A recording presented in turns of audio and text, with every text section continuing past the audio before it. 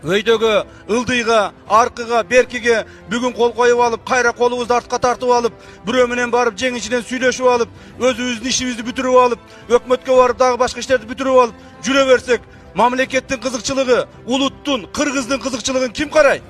Мына мен бул жердеги комитет төрагаларына айтаар элем. Жеке көзүңөргө сайып айтып коеюн. Урматтуу агам Талант Узакбаев, сиз жетөгүздүн кулунусуз. Ошол жерде кумтөрдү, непосредственно кумтөрдүн келтирип аткан зыян урган элдин кулунусуз. Бирок сиз бүгүн элге каршы чечим чыгарып атасыз. Исхак Пирматов, сен дагы урматтуу иним, Алабука чаткалдагы кумтөрдүн казган кенине, то есть алтын казгандардын, кен казгандардын эсебинен канча элдер алабукалык чаткалдыктар 10 жылдап, 20 жылдап ыйлап келатат. Ошолорду өз көзүң менен көрүп келе жатасың. Үчүн мындай комитеттин чечимине кол коесуңар. Мен урматтуу коллегаларыма ошолорго суранып айтып атамын. Силер туура эмес кылып атасыңар деп. Мына комиссиянын чечимин биз колдошубуз керек, урматтуу туугандар. Бүгүн биз эгерде комиссиянын чечимин колдобой турган болсок, анда кыргыз элибиз, журтубуз өзү келип чечип берет бул маселени. Биз кумтөрдү мафиялык, коррупция аралашкан компания деп айттыкпы? Мына ушуну аягына чейин чыгарышыбыз керек. Аягына чыгарбасак болбойт, урматтуу туугандар, урматтуу депутаттар. Мен силерден суранып кетемин. Сиздер айтып атасыздар, өкмөткө тапшырма берели, ошолор комиссия иштеп чыгып, бүт баарын аныктап, анан биздин алдыбызга 1-октябрда келип отчет берсин деп. Бул деген сөз эч ким эч убакта мындай комиссия түзүп иштебейт. Эмне үчүн? Себеби өкмөт башында тургандар өзлөрү ушу кумтөргө белчесинен батып алган. Мисалы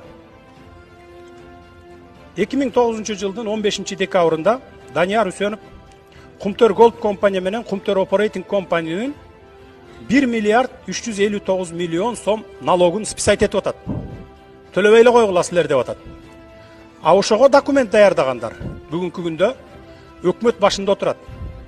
Биринчи вице-премьер-министр болуп, мына Аалы Карашев ушул жерде отурат. Мынакей колу туура, муну списать этсек боло берет деп.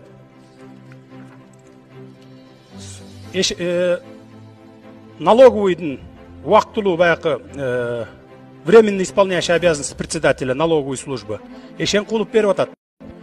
Макулмун, боло берет деп. Жапаров Акылбек Үсөнбекович, мен макулмун деп атат. Калимбетова макулмун деп атат. Аалы Карашев кол коюп атат, макулмун, ушуну списать этели деп атат. Эмне биздин бюджетине Швейцария болуп кеттиби? Заместитель министра финансов Кожошев берип атат, тоже макулмун деп. Статс-секретарь Минюста в то время Аида Салянова берип атат, макул деп. Жана башкалар 1 миллиард 359 миллион сомду списать этип атат. Анан сиздер ушуларга алып барып туруп кайра комиссияны берели деп атасыздар.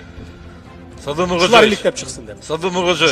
Ошон үчүн комиссия каршы, биринчи комиссиянын сунушун коюңуз. Урматтуу депутаттар, мөңгүлөргө ошончо доо